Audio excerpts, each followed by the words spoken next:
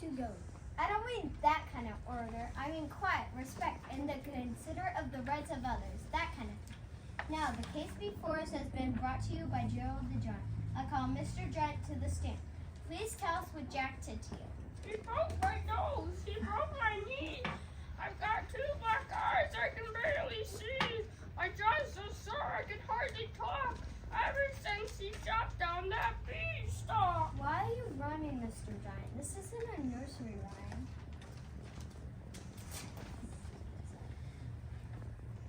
Well, I fell. I also broke my funny bone. Sometimes things just come out in a rhyme. Well, please, no rhyming in my courtroom. Mr. Giant, Jack is accused of stealing. Are you saying he also did all of this to you? Jack came and stole my gold. Then he came back again to steal my singing heart and my gold egg-laying hen. I object. The witness is still rhyming, and it's getting worse. No more rhyming. No more rhyming, Mr. Giant. Am I clear? Yes, Judge, I can hear. The fall didn't hurt my ears.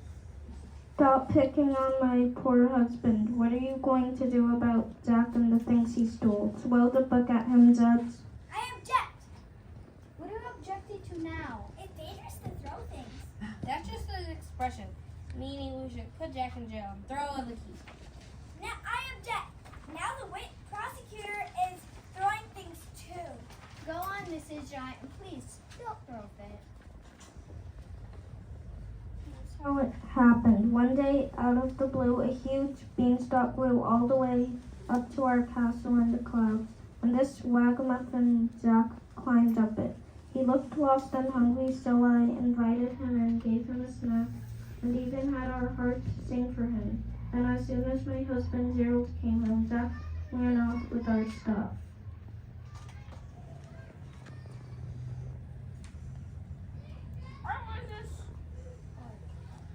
I chased him out of the room and out to the yard. I chased him down the beanstalk. We were running really hard. But he got down first and chopped the beanstalk flat. So down and down I fell with this splat. Splat? Are you allowed to say splat in the courtroom? I don't like splat in my courtroom either, but we're here to find out the truth. Now, what do you have to say about this, Jack? It's very dangerous to make someone go splat. It's not true, Judge. He may have gone crash. He may have gone bang. He may have even gone kaboom. But I definitely didn't hear him go splat. That's ridiculous. I heard splat all the way up in the castle. It was a splat, and that's that. Rhyming alert! Rhyming alert! Order in the court, I say. It is time to order pizza now. Enough about pizza and enough about splat. Prosecutor, do you have any other witnesses? Yes, Judge. I called Clerk from XD Plat. Now, Mr. Clerk. You didn't ask if I promised to tell the truth, the whole truth, and nothing but the truth. Sorry about that. Well, do you? Of course. What is the question? Now, do you know Jack? Yes, he came into XD Pie a couple of weeks ago with the biggest bag of gold I've ever seen. That was our retirement money. Why? What did Jack want? The fanciest, most expensive axe in the world. He bought the Beanstalk Trial for $3,000. It took that whole bag of gold to buy it too. Spent it on this new German red siding for my house. They say it's great for keeping out big bad wolves, but it seems to attract kids named Hansel and Gretel. Thank you, Clerk. For my next witness, I called the host of Littlewood Lane Cottage Shopping Network. Now, do you know the different defendant, Jack? No, but I know his mother last week. She called the network and bid on the most expensive gown in the world. She wanted to wear it to some fancy ball that Prince Charming was throwing. They're throwing things again. Please, go on. No, she didn't have any money, but she claimed she had a hen that lays golden eggs. Did you take her hand for the gown? I may be fairy tale character, but I wasn't rowing yesterday. Who wouldn't take a hen that lays golden eggs for a dress? When is it my turn to cross-examine the witness? Okay, go ahead. Thanks. Did Jack's mother say where the hen came from? Not exactly, but we all know the story. What? Don't assume things we don't know. Don't assume we know the truth just because someone else told you. That's why we're having this trial. Maybe Jack's mother raised the hen herself. If Jack can grow beanstalks that reach into the clouds, why not hens that lay golden eggs? She told me her son stole it from a giant. I said he got it from some giant. That's not the same thing. Oh, you got it! It's still my hand! And he fired it back again! He's rhyming again, Judge. Order in the court and not one word about pepperoni pizza. Defense attorney, call your witness. It's about time. I call Jack. Do you promise to tell the truth? The whole truth? Of course the whole truth. Could it be mostly the truth? No, it has to be the whole truth and nothing but. You're making this really hard, you know. Just tell us what happened. It all started when I took Milky White to the market. Who's Milky White? He's my cow, or at least he was my cow. My mother sent me into town to sell him. Her. I told you to sell her. Milk comes from grow cows. Look, Judge, we called her Milky White because she was milky on the outside, but she hadn't been milky on the inside for a long time. We were broke. We had to sell her. I was on my way to the market when this mysterious man came out of the shadow. A mystery man? I hope you don't expect us to believe that. He had a hat on and he didn't say a word to me. That sounds pretty mysterious to me. Anyway, he took Milky White and gave me 5 beans for him. Her. Milky White's a her. Anyhow, did I tell you to sell the cow for beans? Who sells cows for beans? But Mom, I told you they were magic beans. Did you listen? No.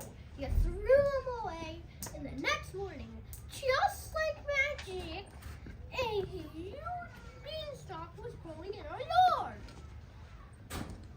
What did you do next, Jack? I climbed up the beanstalk, and at the top was a gigantic house at the top. What did you do? I snuck inside after a long climb. I was hungry. I told Mrs. Giant I was a poor starving lad who got lost climbed up the beanstalk. She fixed me a plate of food. A big plate of food. I mean, a big plate of food. Then all of a sudden, Mr. Giant appeared with a fee-fi-fo bum on me. Fee-fi-fo-fum? What do you mean he went all fee-fi-fo-fum on you? He started yelling, fee-fi-fo-fum. I smelled a lot of an English one.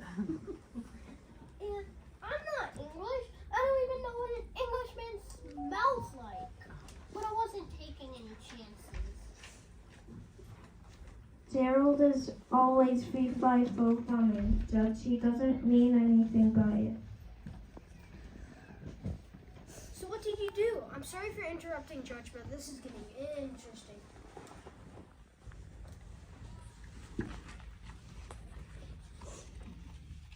I ran as fast as I could. Then I jumped on the beanstalk and climbed down. I'm quite nimble and quick. You know, you said you don't go for a candlestick. But in all this running, I see you still have time to stop and steal the bag of gold. That's an excellent point. So, Jack, which were you, frightened or greedy? Judge, here I was in this huge house with beautiful so poor. I just sold our cow for 5 beans for Pete's sake. I thought, who's gonna miss one little bag of gold? So you just grabbed the gold and ran. He's guilty, Judge. He just admitted it. He didn't know what he didn't mean it. He didn't judge. He didn't know what he was doing. And he's guilty. He's guilty. Silence. Now you listen, Jack. Did you steal all those things from Mr. and Mrs. Giant? Yes or no? Yes, I did.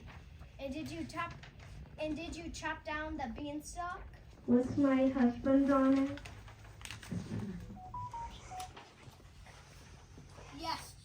Yes, I admit it. I was wrong, and I'll take the blame. But I don't think it was all my fault. I didn't ask for magic beans. I didn't ask for beanstalk to grow into the giant jar. How about the guy with the beans? Isn't he responsible for what happened too? Who was that guy with the beans anyway? The name is Bean Guy. Bean Guy? Yes, Bean Guy. I'm traveling from fairy tale to fairy tale giving people magic beans. I never heard of you before. That's because it's my first fairy tale. After this, I got me scheduled for a fairy tale tour. I do the Princess and the Pea next. I don't get it. Why give me magic beans? To teach you a lesson, of course. Fairy tales are about teaching people lessons. For starters, Jack, you're being irresponsible. Irresponsible? How? Your mother told you to go into town and sell your cow, but you sold her to me, the first person you met on the road. You're lucky you got beans for her. And did anybody ever warn you about talking to strangers? Wow, you're right. I could have gotten into even worse trouble. How could I ever thank you? Now that you mention it, I could use some help in my bean laboratory. I'm working on a magic bean that puts a beautiful girl to sleep for 100 years. What about our heart and our head and our gold? That's our savings for when we're old. Mr. Giant is right. Even if his rhymes are frank, you're gonna have to work off your debt to Mr. and Mrs. Giant first. You can clean their giant house. And wash our giant floors. And oil our squeaky doors. Bean Guy, was this your idea all along? Well, if you know how Cinderella has a fairy godmother, well, Jack, you a bean. But Cinderella went to the princess ball. And you got to go to the giant's castle. Maybe you'll think about the consequences of your actions before taking something that doesn't belong to you. Mr. Giant, are you satisfied with this decision? Absolutely, Mr. Bean Guy. Hey, I did it right that time. I did. That concludes our case. I just have one more thing to say. Order in the court. And all dig in. Thank